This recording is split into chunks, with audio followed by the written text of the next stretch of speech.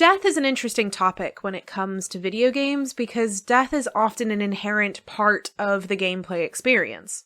It's the result of something going bad, or a poor strategy, or even a way the game shows you as the player that you need to level up before attempting another go at it. Death is handled in video games in a few different ways.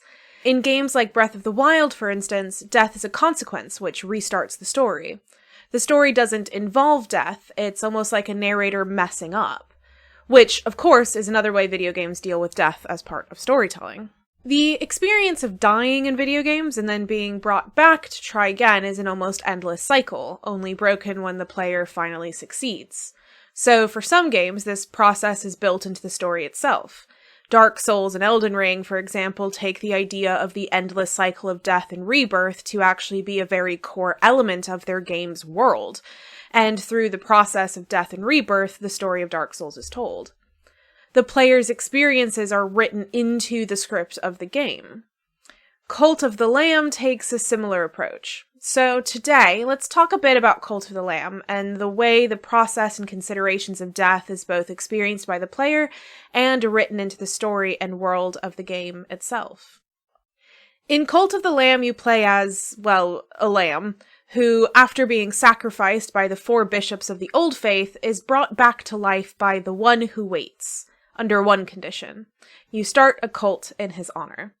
The game is essentially divided into 2 sections. The first, a roguelike dungeon crawler, where the player does runs through various combat rooms or discovery rooms. And the second is a cult management game that feels kinda like a darker version of Stardew Valley. So, one quick word here. There's a lot of religious language and commentary about religion going on in this game, from the bishops of the Old Faith to commentary about sacrifice, both monetarily and bodily. Harrow, our storyteller character the player occasionally runs into, has commented on how it is the fate of gods to be forgotten. There's a lot here, and while I may draw occasionally on this commentary for this particular essay, I think there's a lot more that can be said on this front. So save that for another day, because today we're focusing on death. Death is a constant theme in the game, not just because of your character's constant death and rebirth, but also through the purposes and the process of the story itself. To free your benefactor, the One Who Waits, you must kill each of the 4 bishops who hold one of the chains that's keeping him locked up. Your lamb's purpose, therefore, is death. As you progress through the game, death is all around, not only in the combat arenas, which are typical of any video game that utilizes combat, but also when entering boss arenas where we see the followers of the bishops sacrifice themselves to give each of the bishops extreme power in order to fight us. We also gain followers for our cult by saving woodland creatures who are bound for death, whether because they are being readied for sacrifice by one of the bishops, or because of Helob, yes, Helob, selling us creatures he's readying for food. We also have a cult management part of the game. While in some respects it is managing aspects of our cult, like the amount of faith our adherents have and their hunger levels, we're also, in many respects, managing death. We can bring death to our adherents by sacrificing them, or murdering them if you've unlocked that skill. You can also make more subtle sacrifices, like not caring which of them or how many get ill, which could risk their life. You also manage them when they die naturally of old age, needing to care for bodies and grave sites. There's a lot of death in the game, both brought about by you, the player, but also by the nature of life, and there's an important reason for this. The One Who Waits, our benefactor, the one so controlled and feared by his siblings he's chained to his place in some other realm between life and death, is death. As our storyteller Harrow tells us, quote, "He was unlike the rest of his kin, while others dealt with flux, chaos, famine, pestilence, war, things in which their constancy must transpose, and yet he was the inevitable, the obstinate and irresistible, the One Who Waits."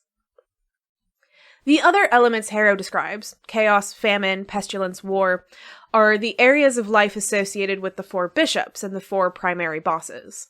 The youngest, Leshy, is in charge of chaos, Hecate, famine, Calamar, Pestilence, and Shamora both knowledge and war. They each also have various parts of them bandaged and bloody, and references are made at several points to the fact that these wounds were caused by the One Who Waits. Leshy had his eyes removed, Hecate's throat was slashed, Calamar's eyes removed, and Shamora's skull was split. See no evil, speak no evil, hear no evil, and think no evil. Each bishop is a figurehead of a particular domain, and only a figurehead rather than the personification of them.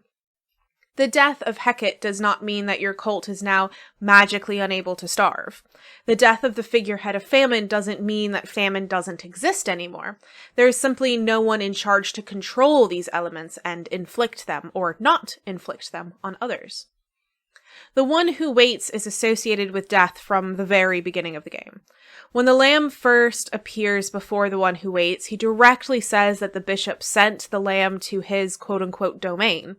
In other words, by killing the lamb was sent right to him. You know, because he's death. He instructs the lamb on death and aspects of death. He gives the lamb the ability to sacrifice followers, for example. He lends his power over death to the lamb, and this is important. Throughout the game, there is a complicated relationship with death. No matter how many times you do a run through the dungeon or fail to a boss, your character returns from the dead. The inability for the lamb to die is scripted into the game. It's not a failed narrative thread that has a dead end and so we have to readjust and try again. The fact that we failed is part of the story. It's as much a part of the narrative as the other parts of our action as a player. In other words, death is not a major consequence. Gameplay mechanic-wise, the player loses a percentage of their supplies they gathered on the run when they die, but other than that, there's not really a large consequence. Death doesn't really touch the lamb despite it constantly touching them. They die constantly, but are always back. Time is passing, but they never age. They are a constant and consistent presence. Other run-based games have to have some kind of reason for the ability to dive back into the dungeon despite a failure. For a game like Moonlighter, for example, a quote-unquote death is simply an injury that kicks you out of the dungeon rather than being a scripted death. Other games, like Hades, has the character being godlike in order to explain their ability to die and come back. It also helps that they're in, the underworld. A similar thing to Hades is happening in Cult of the Lamb. The Lamb is in some way godlike and has control over aspects of death, being granted the ability to come back over and over and over again. That being said, the game also puts the Lamb in control of death in other respects. The cult management side of the game is not just managing people, but managing death. The various forest creatures you save throughout your runs are now working and living in your cult. You put them to work, they worship you, and you take care of their various needs. But over time, they grow old, and they die. Or they're sacrificed and die. You see cult members making friends, sometimes taking lovers. They grieve at the graves of their fallen friends. Despite death not touching the lamb and their body, it touches on the bodies surrounding them, and it is an important part of the management of the game itself. You control how much death is happening, how it's happening, and how people grieve the dead. Death, the one who waits for us all, is chained by his siblings after an attempted coup, not because they didn't want to kill him, but because they couldn't. As Harrow puts it in one of his stories, how does one kill death? In fact, if the player chooses to also fight the one who waits, their success doesn't end in his death. Instead, he gets transformed into one of the woodland creatures and he can join your cult as one of the followers. Even at the end, he's not able to die. There's an interesting dynamic to the role of death in the game embodied in the story of Narinder, the other name for the one who waits. When you face the Bishop Shamora, they tell you about their history with the one who waits. They inform you that it was them who gave the one who waits knowledge about change, which began to cause issues between the siblings. Death is a forever constant, an immutable force. It is the one who waits. And yet, it's death that was the most interested in change out of the siblings. He began to think of new and novel ideas. What these ideas are exactly is somewhat unclear, though the one who waits does present us with some options. He's the one who teaches the lamb about sacrifice. He pushes the idea of selling items for money. He pushes the lamb to be more exploitative of his flock. These may potentially be some of the ideas he was considering, but we can't be sure. Change does, however, happen in one of the options to the ending of the game. The player lamb may choose to kneel and bow before the one who waits, or they may choose to not. This particular choice is echoed in many of the other choices scattered throughout the game. At several points, when in their domain, each bishop demands the lamb kneel. There are consequences when you refuse, as there is for the one who waits. But here we see another running theme, which is parallel to the theme of death. The theme of not cowering to any other power than your own. Obviously, this has some statement on religion and how the developers may or may not view religion. Bowing to any power is, in the way the game plays out, revealed as a negative. Perhaps the most interesting ending comes from a refusal to kneel for anyone. The whole game has a more negative view of religion generally, but maybe the fuller discussion should be, tabled again, sorry. But what is clear is that the refusal to kneel is an important choice for the lamb.